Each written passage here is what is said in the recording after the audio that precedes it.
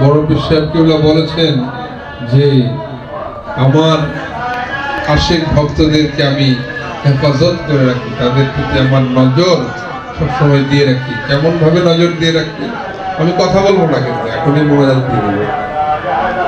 বড় পীর সাহেব বলছেন আমি এমনি ভাবে নজর দিয়ে রাখি যে আমার একজন ভক্ত প্রেমিক আশিক যদি পৃথিবীর কোনো এক প্রান্তে থাকে আর আমি যদি পৃথিবীর ঠিক বিপরীত প্রান্তে অন্য প্রান্তে থাকি, কতটুকু দূরে বুঝতে পারছেন? পৃথিবীর এক প্রান্তে বাবার ভক্ত, আরেক প্রান্তে বাবা।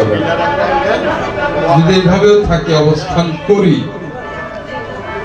আমার সেই ভক্তর প্রতি আমি সকল সময়ই হেফাজতের নজর দিয়ে রাখি, তাকে হেফাজত করে রাখি সকল কিছু থেকে, বিপদ আপদ বালা মুসিবত ভালো মন্দ সুখ দুঃখ সকল সময় তার প্রতি হেফাজতের নজর থেকে। উদাহরণ দিতে গিয়ে বলেছেন তিনি এমনি ভাবে আমি তাকে হেফাজত করি, তাকে খেয়াল করে রাখি, তাকে পালন করি, তাকে লালন পালন, যেরকম ভাবে শিশুকে লালন পালন করে না বাবা মা, এমনি ভাবে লালন পালন করে থাকি যে আমার সেই খাটে আশিক ভক্ত প্রেমিকের ঘুমের ভোরে ঘুমের তালে যদি সেই ভক্তের গায়ের কাপড়টা হাঁটুর উপরে উঠে যায়, খেয়াল করে শুনে, হাঁটুর উপরে উঠে যায় গায়ের কাপড়টা, আমি আব্দুল কাদের জিলানী আমার কুদরতি হাত দ্বারা তার কাপড়টাকে ঠিক করে দিয়ে বলেন না সুবহানাল্লাহ।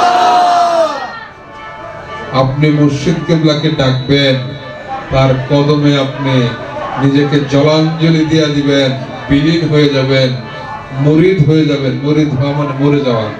আপনি তার কদমে মরে যাবেন, আপনার জন্য তিনি কিছুই করবেন না, এরকম না। আল্লাহর ওলিগণ তাদের আশিক প্রেমিক ভক্তদের জন্য সদা সর্বদাই হেফাজতের হাত বাড়ায় রাখতেন।